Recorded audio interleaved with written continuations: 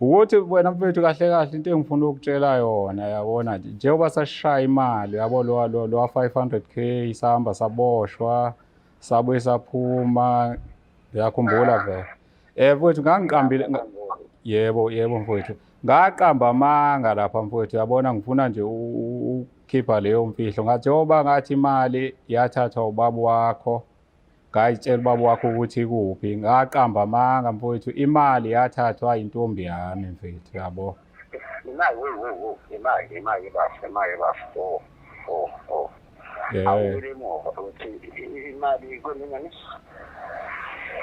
mfethu imali ayithathwanga mfethu ubaba wakho mfethu yabona ngifuna ukuxolisa lapha imali yathathwa intombi yami mfethu njengoba siyanyamalala nje kwayona bafo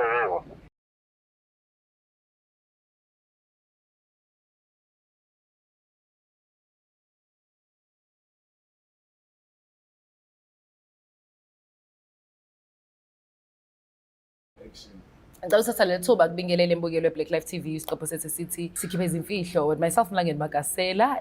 Siyabonga kakhulu ukuthi nihlezi nisupporta as Black Life TV viewer. Siyabonga nibuka ama-episode till the end, ama-comments as well. Siyabonga kakhulu. Without any waste of time ngicela uthatha le thuba ngibingelele ubhuti oseduze kwami then uzobe sesitshela ukuthi uqhamukapi bese yasho ukuthi ufisa simsize ngani as Black Life TV.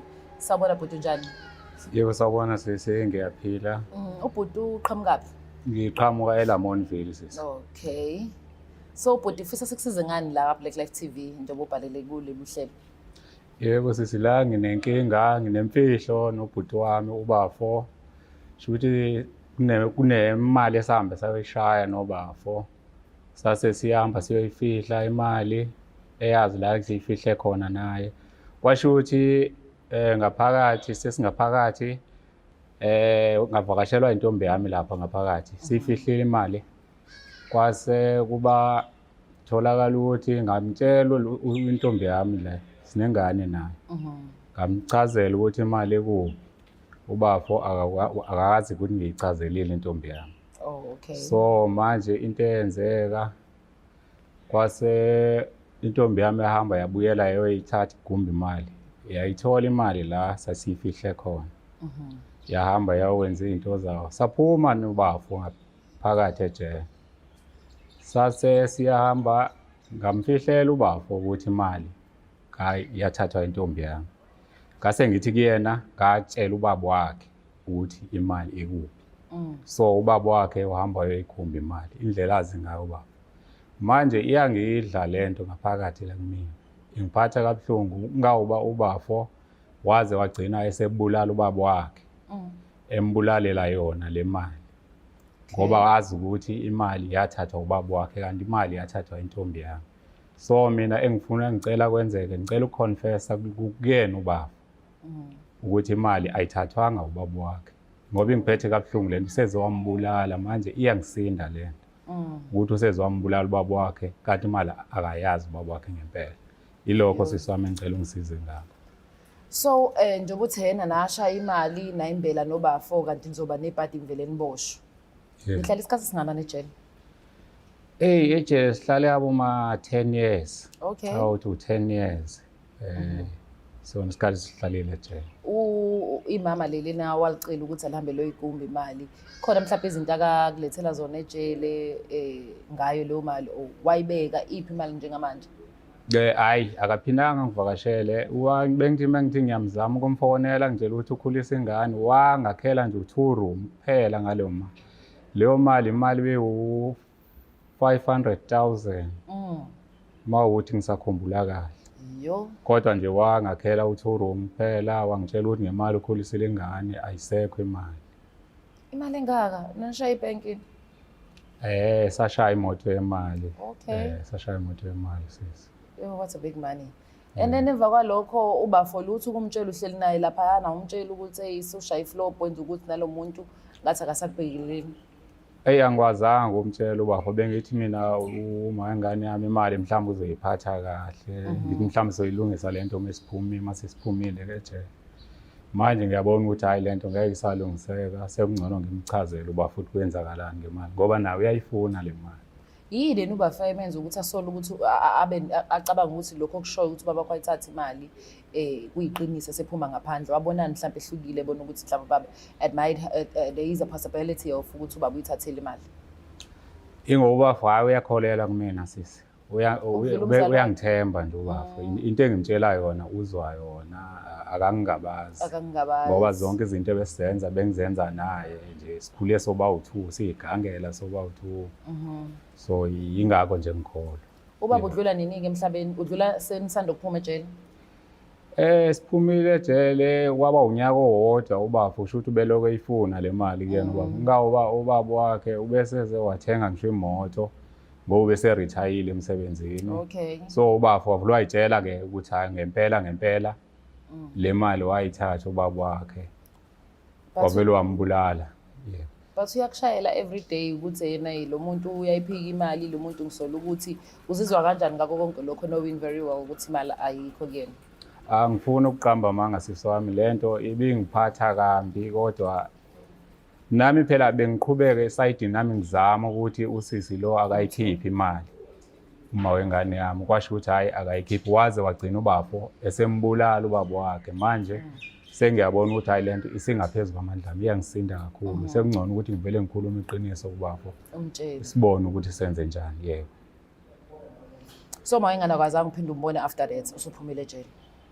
Uma wengane siphumile ejele wabonakala kancane mebona lento iserious ngizogcina sengimtshela uBafa wavele wanyamalala naye. Ningane yakho Wanyamalala ingane yebo.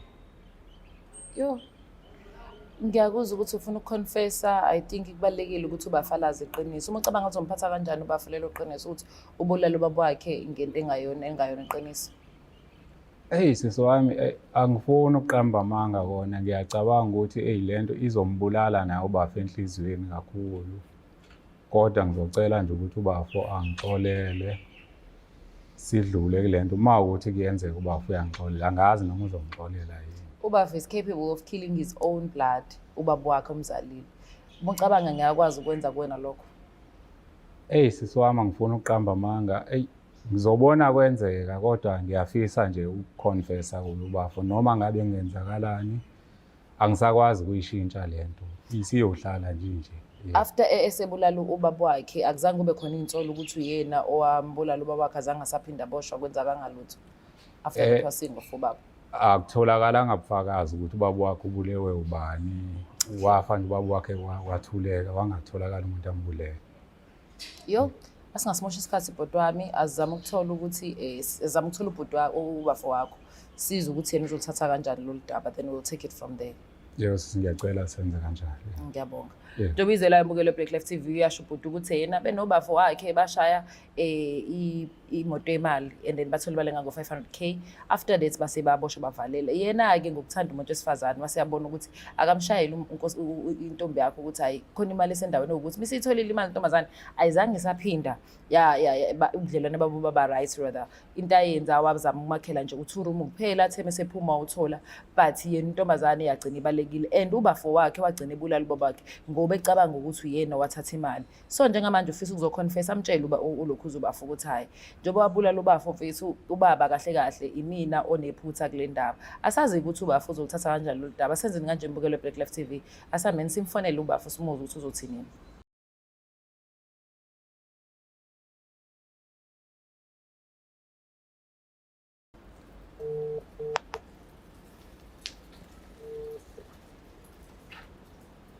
Hello. Hello.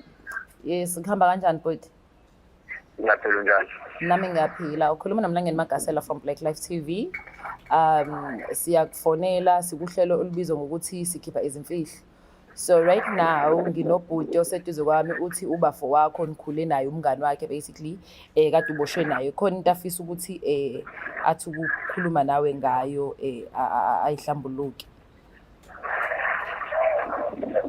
Okay, I can on your phone. Okay, sharp first.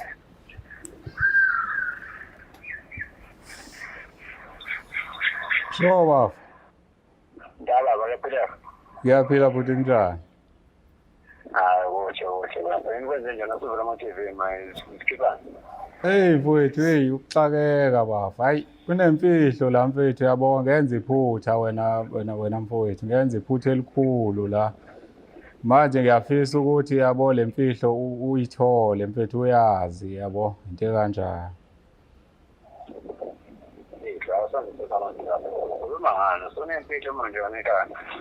Hey mntaka baba, hayi ngiyaxolisa wena bhuti. Ukuthi wena mfethu kahle kahle into engifuna ukutshela yona yabona nje. Njengoba sashaya imali yabo lo 500k sahamba saboshwa sabuye saphuma. Ngiyakhumbula vele. Mfethu ngangiqambile yebo mfowethu. Ngaqamba amanga lapha mfowethu yabona ngifuna nje ukukhipha leyo mfihlo. Njengoba ngathi imali yathathwa ubaba wakho. Ngayitshela ubaba wakho ukuthi kuphi. Ngaqamba amanga mfowethu imali yathathwa intombi yami mfethu yabo. Imali bafu. Imali kunini? Mfowethu. Imali ayithathwanga mfowethu ubaba wakho mfowethu uyabona ngifuna ukuxolisa lapha. Imali yathathwa intombi yami mfowethu njengoba siyanyamalala nje kwayona. Bafu. Hayi ngoba ngingathukile ngizokwazi bafu ukuthi sengaze ngizothatha zanda futhi kungalani bafu utshela ukuthi le ntombi yakho kungalani bafu. UJoba ngikutshela bafo bengifisa kona nje sikhuluma ubuso nobuso mawukuthi kuyenzeka. Bafala lento eyisho bafo khuza wona ukuthi lokho kudelela kahle. Yakhumbula leyama ngakutshela kahle ukuthi ngizozama ukulungisa impilo yami la. Ngiyayeka lento yobugebengu. Kanti njani ngizeni intombazane. Nami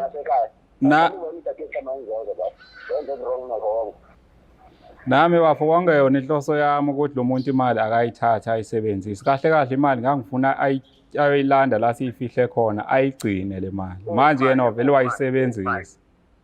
Uphena manje lo muntu wakho uphena manje ngikuyena simlanda manje. Uyofona manje ukhulume la ukhona. Mfethu lo muntu unyamalele mfethu unyamalele ngiyaxolisa kakhulu. Bonke bafo.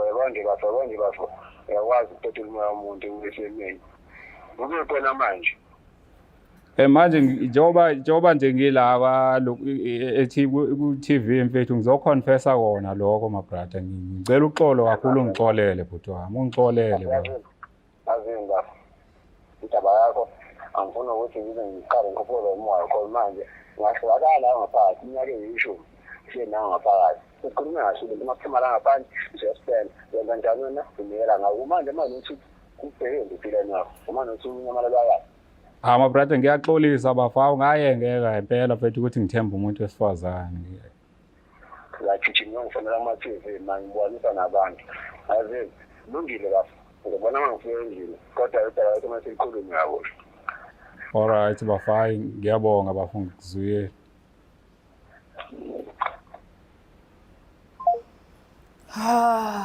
Uzizwa kanjani? Uthini bafo? Ubaba akafuni ngisho ukuyizwa le ndaba le.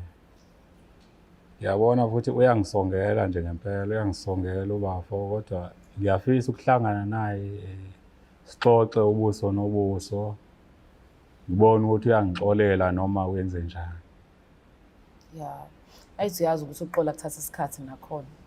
Ngiyazi sisi kuthatha isikhathi kakhulu njengoba nje seze wakwazi nokuthi abulala ubaba wakhe. Anginalo ithemba lokuthi uyongixolela. Wena uyibona usafe. Ngilindele lokho ukuthi ngeke aze angixolele. Wena uyibona usafe kulesi sigameko ngokubuka kwakho. Njengoba kade ngichazele before ukuthi lo muntu is capable. Hayi impilo yami esengcupheni kakhulu ngoba phela inkulu kakhulu le mali manje sesithi ukuthi ungavela uxolele umuntu nje kanjalo. Impilo yami ngiyibona isengcupheni kodwa ke ngiyozwa khona ubafo ukuthi uyokwenza njani usezandleni zakhe mina ngiyokwamkela nje lokho akwenza. Okay ngiyakuzwa bhuti wami and nokuthi ke nawe uyayisola ngokumbetray because eqinisweni umbetray angithi understand for the fact ukuthi nemali imali yeni noba u2 but wathatha isinqumo wedwa some involved. Yebo kodwa naye behleli nawe ngaphakathi. Yebo akunjalo sisi kunjalo. but I hope uzokwazi ukuthi udlule kulento usafe, kungabi khona mhlawumbe into embi ezokwenzakala empilweni yakho, and also simply because now usuyibekile la ngendlela ebengayo, siyathemba ukuthi kuzoba khona mhlawumbe ukuvikeleka kwena kubafo wakho njengomuntu ongibona ngathi uyingozi kakhulu. Yebo seso wona njengoba sengimtshelile nje noma nginalo uvalo kodwa kukhona lokhu ukuthi kezwakala kumina ukuthi ukhona umthwalo noma mncane engikuthulile kumina No. yebo akunjalo sisi. Siyabonga kakhulu ngokusithemba, and siyafisa ukuthi ninobafu nizama ukuthelela amanzi even though uzothatha isikhathi eside because of ubafu indlela ayithanda ngayo imali. Bekwazi ukuthatha umphefumulo le mali ngempela mengekahlala utheniza hlukumezeke ejele ngaphansi, kodwa ngiyafisa ukuthi wena kube khona ukuphepha nawe kuwena. Yebo ngiyabonga kakhulu sisi, nami ngathi umphefumulo kababa wakho ngalala ngokuthula sisi. Shame man. Yebo. Abashiyo abaze isilungu bathi truth shall set you free. At this point ubhuti la eduze kwami uyafisa ukuthi nje bese khuluma iqiniso lakhe uzokwazi ukuthi ukukhululeka because sekhona nesidumbu phakathi kulento le kade iyenzeka beyenza bona benobafo wakhe. Anyways, asingasimoshiki isikhathi bafethu siyone lento, siyathemba ukuthi nambukela uzo-understand ukubaluleka kokuthi ungambetray umuntu, more especially mina enze nayo izinto, ngoba i-betrayal might cost everything, izinto ey'ningi ongekusakwazi ukuthi uyilungise. Mina Mlangeni Makasela, ngithanda ibhadi. Let me love and leave you guys. Don't forget to press subscribe, like, share and comment. I'm out. Kuthiwa indaba ihlangane kodwa abantu bayahlangana. Thina kwa Black Life Traditional Pharmacy sithi amanzi lapho akama khona ayophinda ame futhi. Ukuze ubuyise isithando sakho, luqale phansi uthando lushisa amalanga. Faka i-order namhlanje uthole isikhafulo sokubuyisa umuntu wakho, isithando seminyaka esikade saduka. Noma ngabe udukizolo, ukuze ufake i-order shayela u062 219 7748. Umsebenzi wethu ukudilivela wena mawufaka i-order makumba manomhlaba akukhathaliseki noma ukuphi. Black Life Traditional Pharmacy izimpande zama-Afrika.